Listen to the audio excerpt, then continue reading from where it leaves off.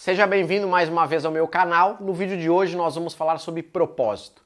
Eu vou trazer dois teóricos para ajudar você a compreender qual é o seu papel na definição do seu propósito e por que isso é importante a ponto de impactar a sua satisfação nas atividades que você realiza.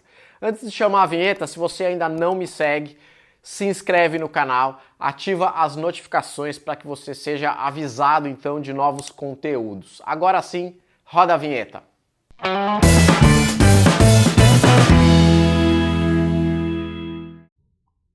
A primeira teórica que eu quero trazer então é uma teórica professora de Yale.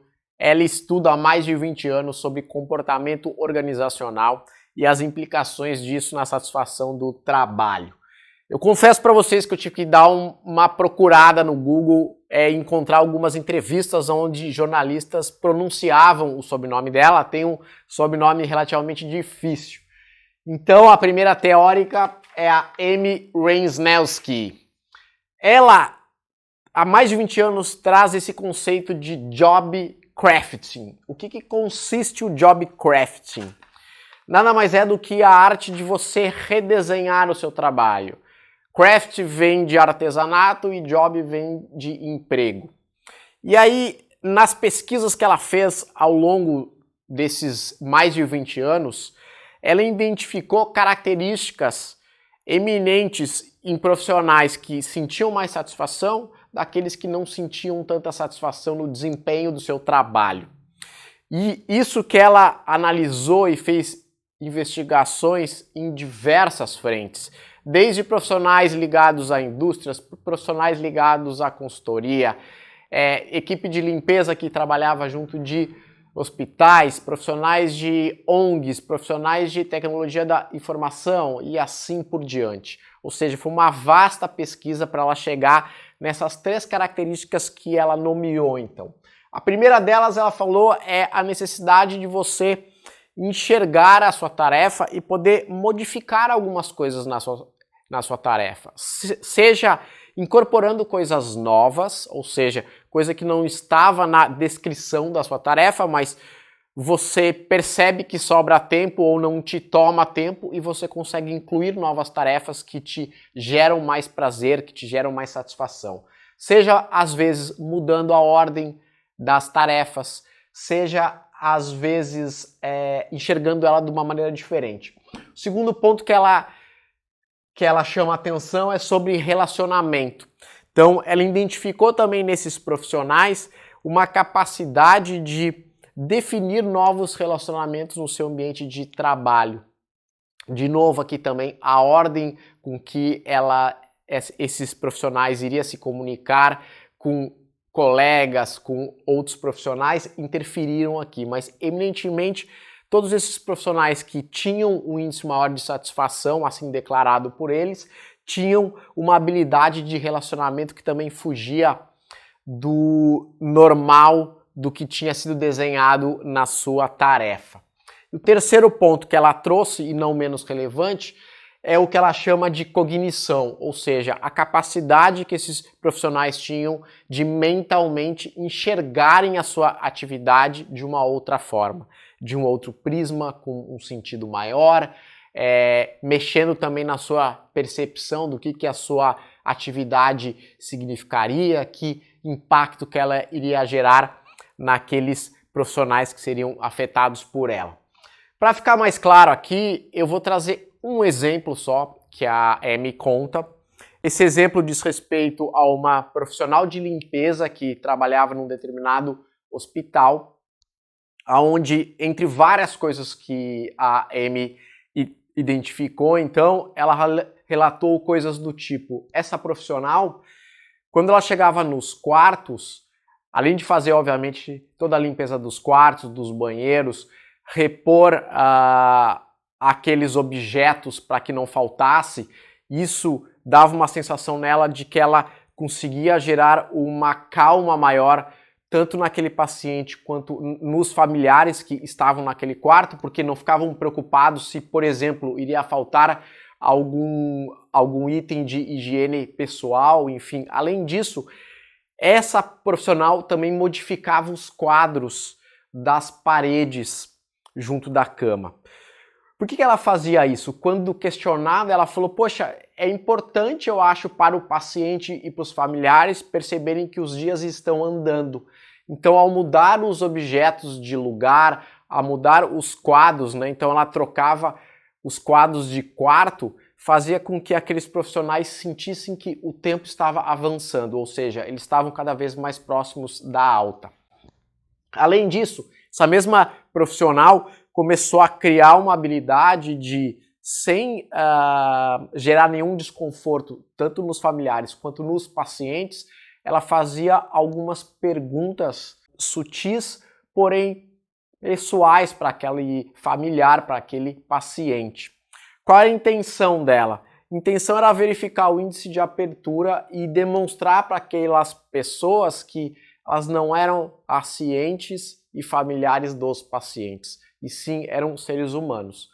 Obviamente, algumas famílias davam mais abertura, e aí com isso, com o andar dos dias, com o andar das semanas, ela ia verificando quais aqueles familiares e quais aqueles pacientes que estavam mais carentes de atenção. Então, sem prejudicar as suas tarefas, ela passava mais tempo, às vezes, naquele quarto, conversando com essas pessoas. Então, ela criou, na verdade, uma maneira própria de se relacionar, tanto com os pacientes quanto com os familiares.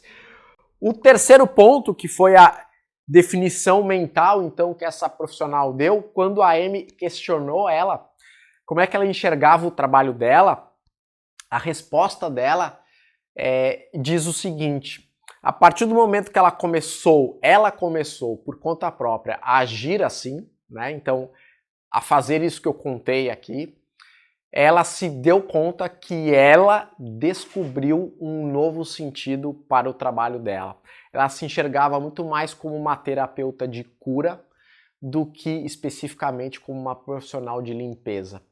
Ela sabia, sim, que manter o quarto asseado, banheiro asseado, fazia parte também daquele paciente e daquele familiar se sentir bem, né? Embora a gente esteja falando de um ambiente hospitalar, mas além disso, essas conversas que ela criou, essa maneira de tratar, essa maneira das pessoas sentirem que de fato ali tinha um profissional que olhava para o ser humano, fazia com que então ela tivesse esse feedback muitas vezes através de um sorriso, através de um relato propriamente dito de algum superior. Olha, aquela família, né, mandou te agradecer em função disso, enfim. Então isso foi dando um sentido maior para o trabalho dela.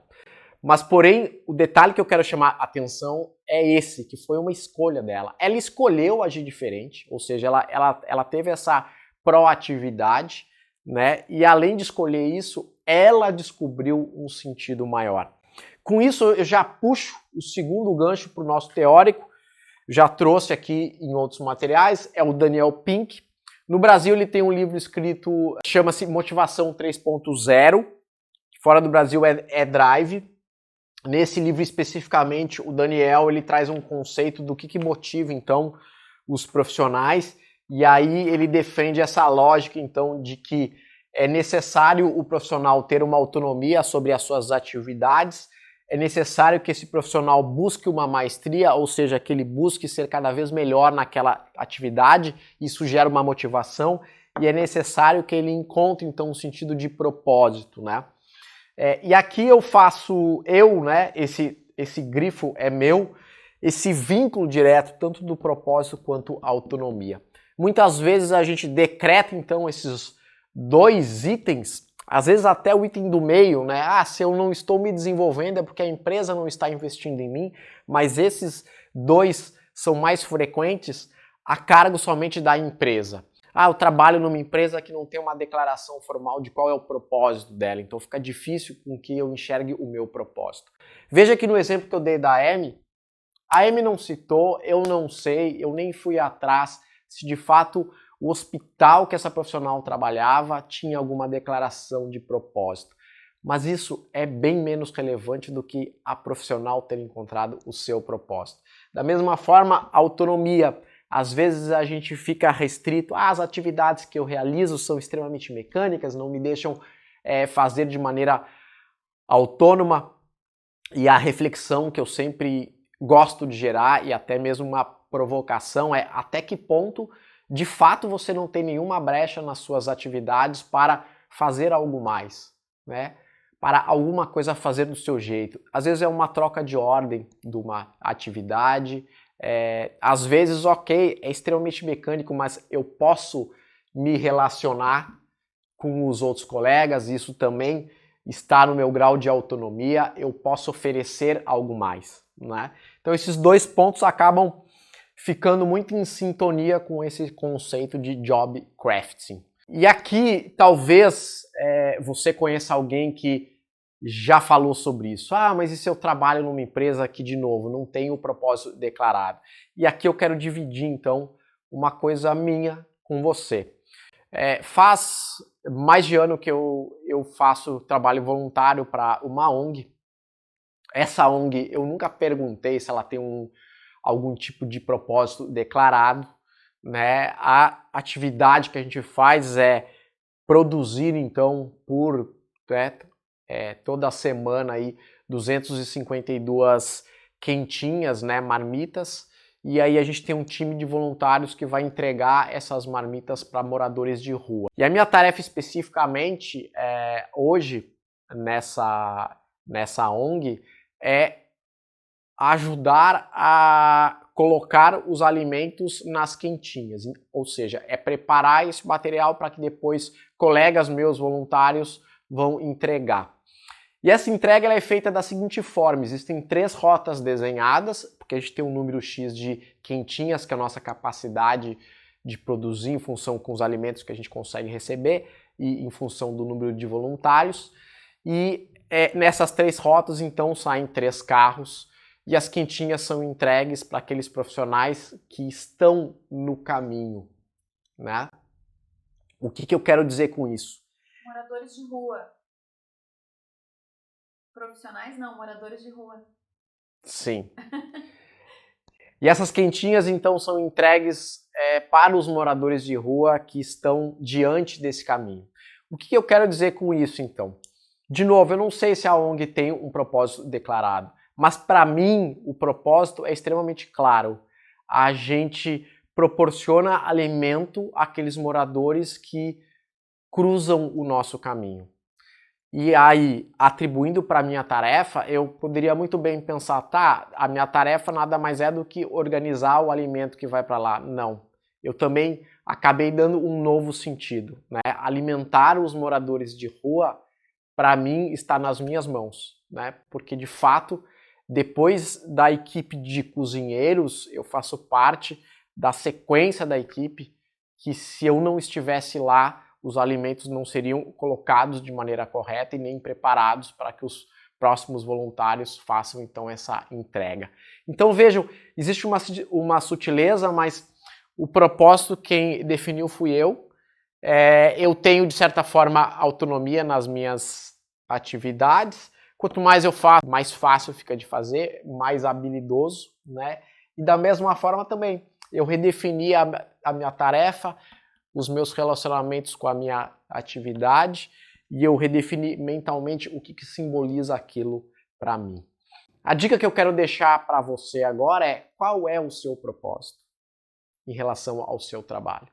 Não importa o trabalho que você desempenha.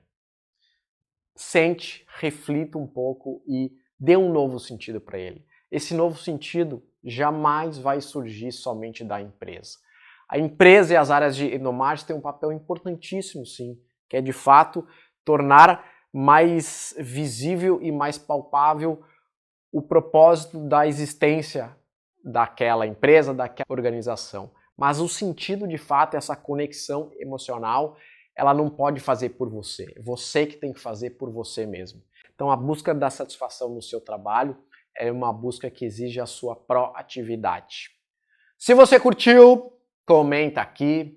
Se você ainda não me segue, se inscreve no canal, ativa as notificações e semanalmente, então toda sexta-feira, 1 da tarde, entra um novo vídeo aqui no canal.